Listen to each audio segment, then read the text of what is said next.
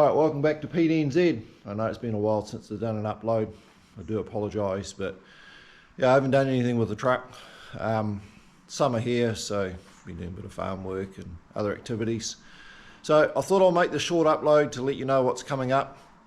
I use social media and I found a load to go north from here. So there's a truck show on in Bombay, South Auckland. So I'll chuck some numbers out there, about 550, probably 600k one way, time I do some running around. And I found a load to go up and back. So there's a car show on as well at the same time, north of where I'm going to go. And if it all comes through, I'll document it obviously and I'll show you. But yeah, the guy made contact with me and we sort of got to have a bit more of a talk, but go up and back with his for the load with him, and it'll be alright. So the truck show is pretty big. I've never personally been to it.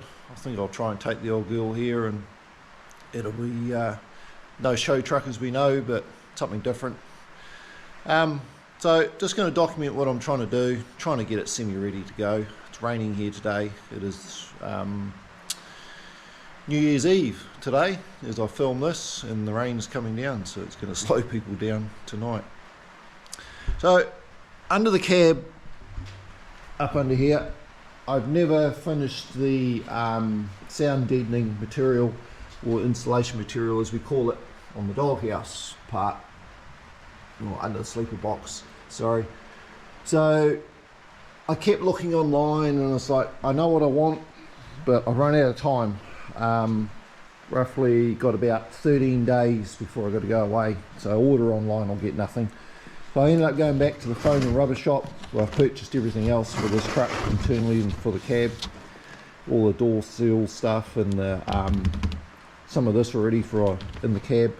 So obviously thickness wise, but it's self-adhesive, but I'm still going to do some gluing or some form of fixing and put some aluminium strips on it, possibly on the joints, just screw them on and put some flat bar on there. So I've got a roll of that. I'm going to attempt to put the cab up and install that. I'll grab a few shots as I do it, and then I'll go through the truck, and while it's in the shop, it hasn't had a wash since I took that traction engine to Christmas parade. He put chemical in his belly tank and yeah, it all sloshed out and come over everything. That's all good, it'll wash off. Truck is dirty. So as I say, I'll grab a few shots and we'll fix that up. I'm going to go through it and get underneath, check all the drive lines and everything I've worked on, make sure nothing's come loose. And the fan thermal switch, finally got to the bottom of all that saga going on in there. I put the incorrect one in the engine. So I've gone, I know what I need, same scenario, can't order it online and have it here in time. So I've gone to our local outlet store for car parts and all that, and I've ordered something which will just go in a, I don't know what it's for, it's some type of car. Hopefully it'll take the amperage, and I'll drill and modify a bush to go in the block, or sorry, in the head, and see if that works. I've got another little unit on there at the moment, and I'll show you that later, what I've done, just to let you know when it's up to temperature and the fan's trying to come on. Yeah, she's pretty dirty now, it's flick grease everywhere. Got the fifth wheel slid right back at the moment. Get some clearance on the trailer. Length's not an issue here. So yeah, I'll grab a few shots as I do things, try and make this bit of an upload for you, let you know I'm still out there. And there we have it. My assistant just came out and helped me. He's walking away from the job site. I didn't turn the camera on, sorry, but yeah, we sat it up in there. He held one side and I worked it around, pushed it up into the corners. It's not sticking, probably I'll say 60%. It's sticking at the moment. But I'm going to put some aluminium strapping on there and some screws and different things and work around it. Now I was going to cut it off at the, there's a joint 800. I've got to talk metrics, everyone will love it. I can't talk the yo-yo scale.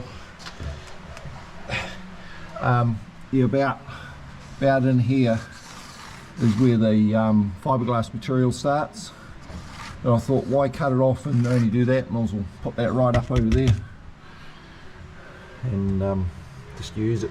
I didn't think it would go on as good as that, but it has. So it's here, there's some big bolts. I didn't think it'd even go over them, but it has. And that there's not quite sticking. So I'll put a bit of strapping. There's a joint down the middle of the here full of rivets. Feel it down there. Yeah, that's what I mean, but stuck there and stuck there. Not too bad. So with a bit of assistance, we'll get it to stick on properly. We'll do a bit of folding and tucking, and should have been a dressmaker.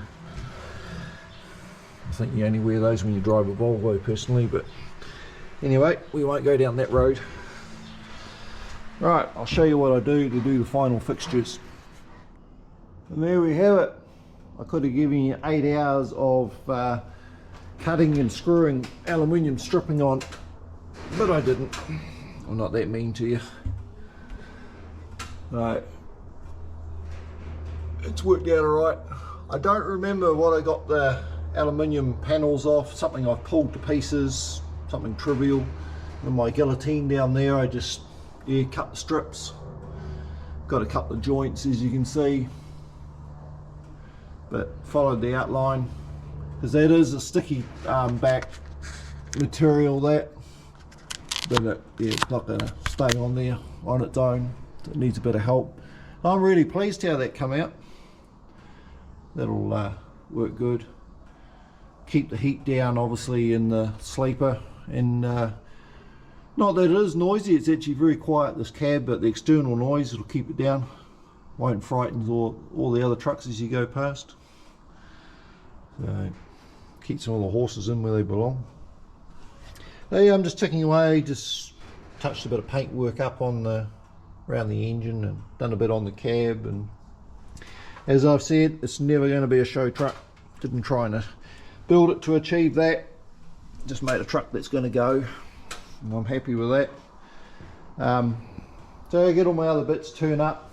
Being holidays, it's a bit hard getting pieces and finish that engine off temperature wise for the water thing, and we'll see what the weather does. Put the cab down, might go out and give it a good wash. It certainly needs it.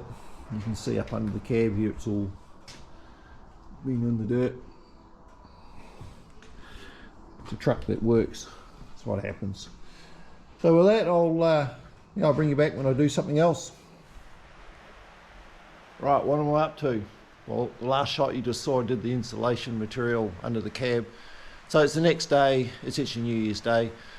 It's raining. Done the stock work. Not much else to do. So come out here this afternoon. Been going through the truck, and yeah, due to me going to go away. Well, it's not confirmed solid yet, but it's penciled in.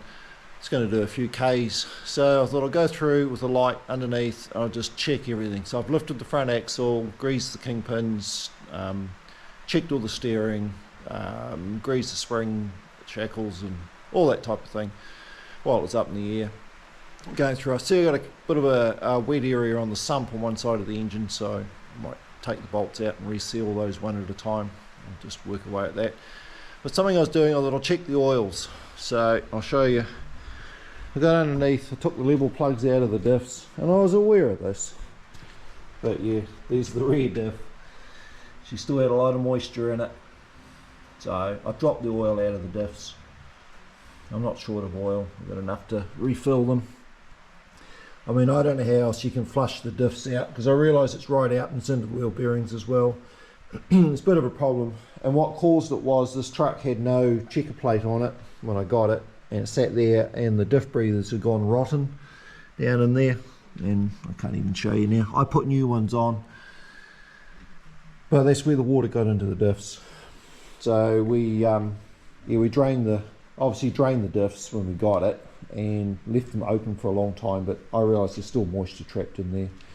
I don't know what the crown wheel and pinion would look like if you pulled the diff. Could have had corrosion on it. And in saying that, I've just had a look at the level plug / drain plugs, and there's no metal on them, they're clean. So there's no real flakes of nasty shit floating around in there, it's just moisture in the diff housing. So yep, so I've worked it out, it's done roughly 500 kilometres since I put that oil in there, which is nothing in trucking terms, but it's enough to generate a little bit of heat, stir it up, and mix the water with the oil. And I was expecting to flush it, but not quite as soon. Anyway, I'll bring you back when we're pumping some oil in and give you an update. So back to the diff scenario. As you saw, I drained the oil out, pretty milky. And yeah, poke my finger in the hole as you do and wiggle around, and yeah, half an inch of slurry in the bottom of the diffs. I'm like, what do I do? I mean, option A is remove the carriers, which, yeah, not on my priority list at the moment. So the back one's not bad, there's just a little bit in there, and it's been a long time since I've been into one of these diffs. But there's a block welded inside the diff, and that's a magnetic block. I'm pretty sure that's what it is. It's in there. Someone will correct me. So I thought about, what do I do? So I don't want to get up into the bearings, but I put a few litres of diesel in there, and I've been rinsing. So yeah. So I put the diesel in there. I've got an air hose, so I can show you when I get it out from under the truck, made up with a little it's actually an oil sampling line put on it. So I poke that down in the diff, and I agitate all the diesel and that inside the diff housing with air, and I just do that, flush it, put some more in, just keep doing that over and over and over. So yeah, it feels real clean inside now. I hate to think what's out in the wheel bearings and what's gone through the bearings in it. It was pretty milky stuff. Wouldn't be any good for it. Sitting for 10 years with the diff breathers had gone off, so the moisture, water had got in there, and wasn't up very much, so it wouldn't be touching the crown wheel, but yeah, it's still enough to cause problems. Plus all the years with the running in there, obviously they haven't been to pieces for a long time, so there's a lot of rubbish build up in there. So anyway, I'll just deal with it. Just going through my stuff and found my Sturgis Bike Week 07. Been to that twice now. So yeah, right, we'll just keep flushing, and I'll bring you back. I'll give you a sample of what comes out at the end. Right, I thought I'd show you my paraphernalia I used. Been having drinking games with the truck. That's how I sat up top here and calculated the volume I put into the diffs. Put about 3 litres. I didn't obviously want to get it up into the carrier, the input shaft bearings, and I didn't want it to go out to the axles. So I did that, and then I made up this air fitting here. And just same thing, just a bit of tube. And I stuck that down into the diffs and just, yeah, put a lot of air in there and agitated all the fuel and stirred everything up. So I can put my finger up in there and wipe it around, and it's pretty clean. I can feel the magnetic block in there. It's got a little bit of black residue on it, but nothing like what it was. And I don't think the camera might show it. What a mess. I've got diesel everywhere. I mean, the best thing to do would be put a bore scope camera in the diff and have a look. Now's the time to do it, but I don't own one, and I don't want to go and get one just for that. We'll live with it. When it goes bang, we know what's wrong with it. See if we can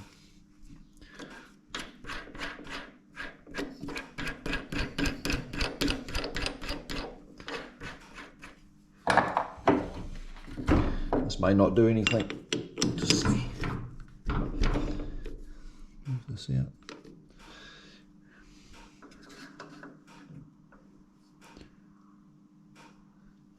That's true on there. I realise you should wind that back to. I don't think it'll quite do it. Might. Oh, it will.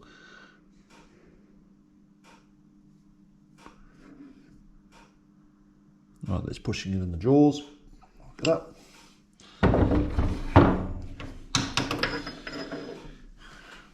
Chuck. Yep, that'll work. Very good.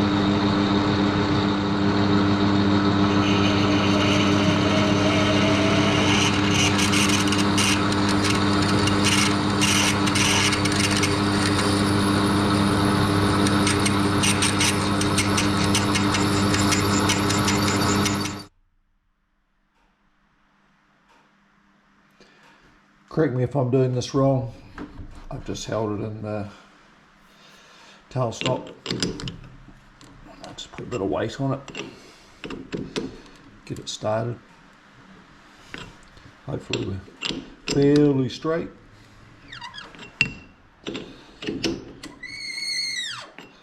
I have put some cutting fluid on it.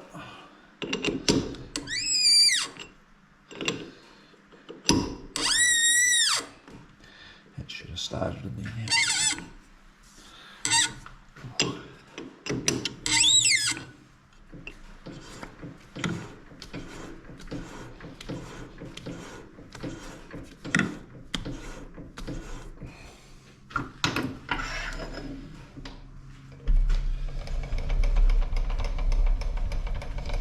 You look at that.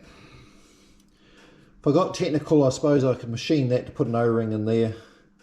It's a flat face though on there. I'll just put some sealant on it. Some pipe thread dope. I'll just seal it up, and that's all I want it to do. And hopefully temperature wise it goes in and the water sits in there. Activates it for me. Right, I just went back and reviewed a bit of my footage off my GoPro. It had a meltdown. I had to reset it.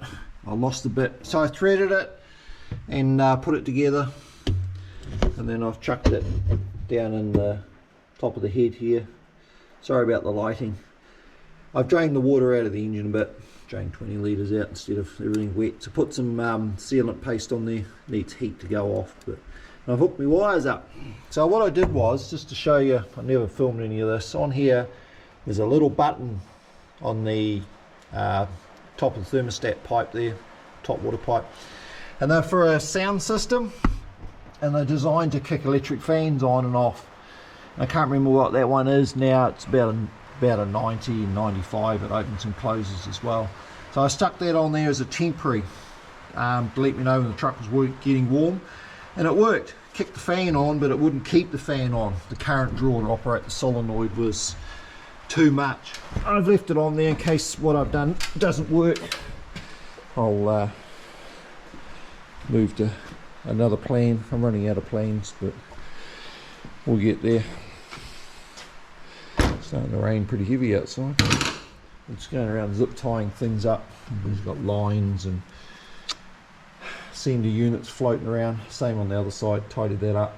Power steering unit, just check that. I know I need a little bit. I was in town today and I forgot to get it. I'll do some research, see what oils can put in it. Yeah, so I'm I think I'm ready to let the cab down, and I can tip some fluid back in it, which I won't do now. I'll let that stuff overnight. The other thing I've done is I've chucked the strap on the cab.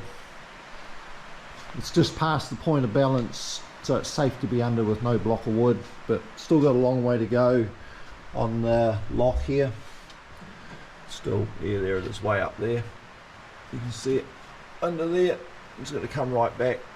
Oh, sorry, go forward until it gets to there. Which I've never had this cab tilted right forward since I put it all back on. I don't question it would work alright. I just don't want to run the risk. I'll chuck the strap on there. It's up enough for me to work on. Alright, I've waffled on enough. I'll gonna pack up. It's time to go inside. Alright, we have filled the diffs. No use filming all that. It's just an oil pump, and even puts them on the ground for good measure to let you know that we've been here. It's been a real mess. Yeah, I got my own and it was running out. At least we know they're full. I'll recheck them after I've been somewhere and see what they're like. They're going to turn dirty again and probably discolour, but hopefully with the volume of oil in there, anything which is there is pretty diluted. They didn't get hot when I run it last, so there's no real issues going on in there. It's just do the best we can. The other thing I've just gone around and done is check all the tyre pressures. So, because if the man confirms the load for me, I think I'll chuck a number, it's about a 1200 kilometre round trip. Going to do with it could be a bit less. I got a bit of running locally where I'm going to go, so that'll wind a few k's up. So yeah, to get to the inside tyres, I got a valve extension, got a few of these. Don't know where they come from now, had them for a long time. I just wind those through, and then I can chuck my tyre gear on there and just check it. Right, I just turn this camera on every couple of days, or once a week maybe. I come in and work on the truck. It's the 12th of January now, and here I am with the jacket on in the shop, and it's not because I got a cold shop, it's because it's cold outside. Here we are in the middle of summer, so-called summer, and it's, yeah, just cold. I see people have got hay down, and the grass just not drying. It's been one of those years for us. But it's good, we've had rain, no heat, and grass is growing, so we're lucky on the farming aspect of it. So I turn the camera on just to show you. I come out here and I muck around early in the mornings or in the evenings. What have I been doing? I'll show you the diffs. Since then, I tested the radiator because I got a test kit for the water, and yeah, no go. It was useless. So it dropped all the coolant, and I've put new coolant in it with conditioner obviously and all that. So we've overcome that issue. And then these here were broken. I've actually swapped that one from the top. Yeah, so I thought, what do I do there? So I should have filmed it. I had to drill these out, re-tap them, and as I say, that's a top one. I've shifted down to there, and then I made new ones, which I'll try and show you in a minute. I'll just grab my ladder here, and I made a new one for the top up here. Bit of perspex, just because I cut on an angle, I tapered for the door to ride against, I suppose, if it has to. So there was one each side had to be made. So I've done that. Then the other silly thing I'm starting to do is polish the door surrounds. I'm just working away at it slowly. If it's scratched, like where you get in and out, I don't know what this paper is now, can't even read it. I can take a guess what it is. Just a bit of fine paper, and I wet sand it. I've actually got some bubbles in that, kids bubbles. I use it for finding the leaks on the tyres and the valves, and actually works quite good with the soap. So I just wet sand it, keep the dust down, and then use the metal polish, auto sol, and one of those scratch pads you use for scratching up when you paint. I just dip that in the auto sol and just rub that. It goes all black, and then give it a squirt of water and wipe it. And slowly getting there. I've don't know if this will pick it up in the light, but I haven't done up here yet. You can see where it goes dull. So I'm just going to work on that this morning, do a little bit. So yeah, apart from that, that's all I've been up to. I've got the passenger side done. So I'll just turn the camera on and give you a little update. It's the best I can do. Right, so here I am. I'll chuck an end to this video of all the clips I've put together of things I've done on the truck. So it's currently late in the evening here. It's sitting outside. It's all hooked up, ready. I'm heading off to town to pick my load up to go to the truck show. So I'm not sure what it is, just over 500 kilometers one way we're going to go. So yeah, tune in for the next upload, see what happens. Could be just a Peterbilt on a hook going somewhere, or we make it successfully and have a good time. So yeah, make sure you tune in. Thanks for watching.